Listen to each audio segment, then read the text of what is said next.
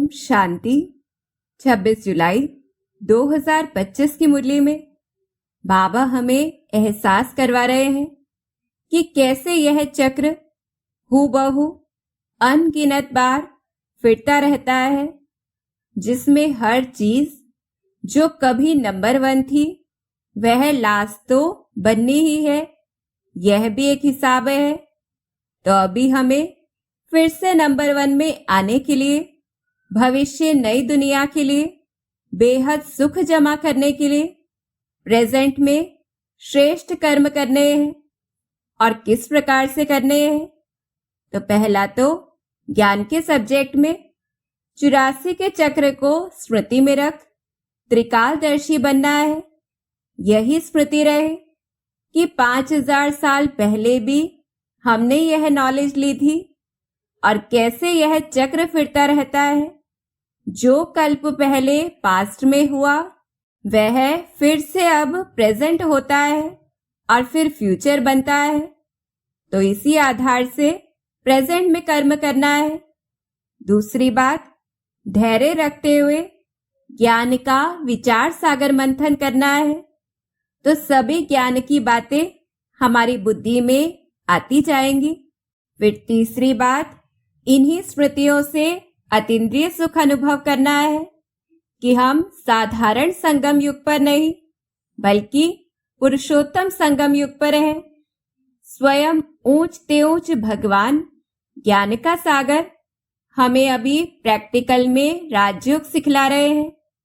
अभी हम सच्ची सच्ची सत्यनारायण की कथा सुन रहे हैं। बाबा ने हमें भक्ति के धक्कों से छुड़ा दिया। इस समय सिर्फ हम ही बच्चे बाप के द्वारा आदि मध्य अंत को जानकर त्रिकालदर्शी बनते हैं। स्वयं भगवान हम बच्चों का कितना प्रभाव बढ़ाता है।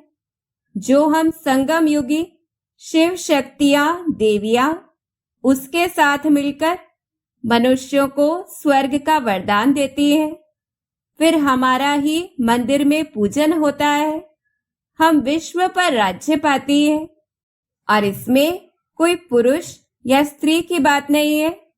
आधा कल्प हम सभी महान आत्माएं पूज्य स्वरूप में रहते हैं और आधा कल्प हमारे जड़ चित्रों का पूजन होता है। हम ही अनगिनत बार हेवनली गॉड फादर शिव बाबा से वर्षा लेते हैं। अनगिनत बार विश्व के मालिक बनते हैं। बाबा से अथाह धन लेते हैं। तो जितना हमारी बुद्धि ऐसे चिंतन में रहेगी दिव्य बनती जाएगी और इससे हमारी साइलेंस की शक्ति भी बढ़ती जाएगी। भविष्य के लिए कमाई जमा होगी। फिर दूसरा, योग के सब्जेक्ट में पहली बात तो आधा कल्प का हमारा देह अभिमान का अभ्यास पक्का हो चुका है। तो अभी देही अभिमानी बनने का पूरा पुरुषार्थ करना है। दूसरी बात, जैसे किसी पढ़ाई में होमवर्क होता है जो घर पर किया जाता है, ऐसे ही इस पढ़ाई में हमें शरीर निर्वाह अर्थ धंधा आदि करते हुए भी 8 घंटा याद के लिए पुरुषार्थ का लक्ष्य रखना है। और उसमें खास अमृत वेले सभी को फुर्सत होती है, तो सवेरे 2-3 बजे उठकर बाबा को प्यार से याद करना है। और अगर किसी कारण से मुरली भी नहीं मिलती है तो भी हमें बाबा को याद करते रहना है, क्योंकि इसी याद के आधार से हम विष्णु के घराने में जाएंगे। और जितना अखंड योगी बनेंगे उतना ही हमारी अखंड पूजा होगी। बाकी बाबा को भूलना यह सबसे बड़ी भूल है और इसका कारण भी देह अभिमान है। तो इससे स्वयं को बचाना है और इस प्रकार से भविष्य के लिए कमाई करनी है। फिर तीसरा, धारणा के सब्जेक्ट में पहली बात तो संग दोष से अपनी संभाल रखनी है। दूसरों के अवगुणों को देखते हुए भी जैसे नहीं देखना है, अर्थात अपने चित्त में नहीं धारण करना है।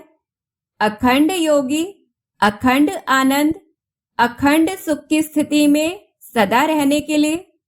फिर दूसरी बात, क्योंकि हमने पतित पावन बाप को बुलाया है, तो अब हमें पतित नहीं बनना है, पावन बनना है। क्योंकि काम विकार में जाना यह ऐसा है जैसे 5 मंजिल से नीचे गिरना, अर्थात स्थिति बहुत नीचे चली जाती है। फिर तीसरी बात, अभी विकर्म विनाश होने का समय है, तो अटेंशन देना है कि हमसे कोई भी विकर्म ना हो। चौथी बात, सच्चाई के गुण को धारण करते हुए पुरुषार्थ में कभी भी अगर हमारी अवस्था नीचे चली जाती है, फेल हो जाते हैं, तो बाबा को पूरा समाचार देना है। तो बाबा हमें सावधानी देंगे खड़े होने की। पांचवा, हिम्मत के गुण को धारण करना है, फेल होकर बैठ नहीं जाना है। अविनाशी सर्जन श्री बाबा से श्रीमत, हिम्मत, उमंग उल्लास फिर से भरकर खड़े हो जाना है। छठी बात, अपनी सूक्ष्म शक्तियां मन बुद्धि को हैंडल करने के लिए स्वयं में कंट्रोलिंग और रूलिंग पावर को धारण करना है। इसी से विश्व की सर्व आत्माओं को हैंडल करने में हम सफलता प्राप्त करेंगे। फिर सातवीं बात, इस दुनिया से वैराग्य धारण करना है और उसके लिए स्मृति रहे कि अभी तो भारत और सभी आत्माएं बिल्कुल कंगाल हो गए हैं। यह तो रावण राज्य है जहां सभी तमो प्रधान है, एक भी सतो प्रधान नहीं, जहां विकार आदि मध्य अंत दुख देते हैं। और अब तो हूबहू कल्प पहले की तरह ही प्राकृतिक आपदाएं आनी है। भारत में अर्थक्वेक अर्थात भूकंप भी अनेक होने हैं। पुरानी दुनिया का विनाश होना है। तो इन स्मृतियों से बुद्धि को यहां से हटाना है और जितना अभी अविनाशी ज्ञान धन को हम धारण करते जाएंगे, उतना ही नई दुनिया के लिए बहुत बहुत साहूकार बनेंगे। तो इस प्रकार से भविष्य के लिए जमा करना है। फिर चौथा, सेवा के सब्जेक्ट में अभी पुरुषोत्तम संगम युग चल रहा है। ऐसा समय है जो दान देने का है। तो इसी स्मृति से जैसे बाबा ने हमें अज्ञान नींद से जगाया है, हमें दूसरों को भी जगाना है। तो पहली बात तो चाहे कोई छोटा हो या बड़ा हो, सबको यह मुख्य बात जरूर बतानी है कि बाबा की याद से ही विकर्म विनाश होंगे। तो इस प्रकार से मनुष्यों को ज्ञान दान करके उनकी 21 जन्म के लिए स्वर्ग की सर्व मनोकामनाएं हमें पूर्ण करनी है। क्योंकि जितना हम विश्व को स्वर्ग बनाने में इस समय सहयोगी बनते हैं, उसी आधार पर पूजनीय बनते हैं। तो ऐसे बाबा हमें प्रेरित कर रहे हैं कि श्रीमत पर चलकर ही हमें बाबा से शक्ति लेनी है, स्वयं को और भारत को फिर से श्रेष्ठ बनाना है। और ऐसे पुरुषार्थ करते करते हमारी कर्मातीत अवस्था हो जाएगी, हम संपूर्ण पवित्र बन जाएंगे, इस शरीर से भी छूट जाएंगे और लड़ाई भी शुरू हो जाएगी। तब तक रिहर्सल होती रहेगी। तो इस समय, ऐसी रिहर्सल के समय हमें खुद को संपूर्ण बना लेना है। अच्छा, ओम शांति।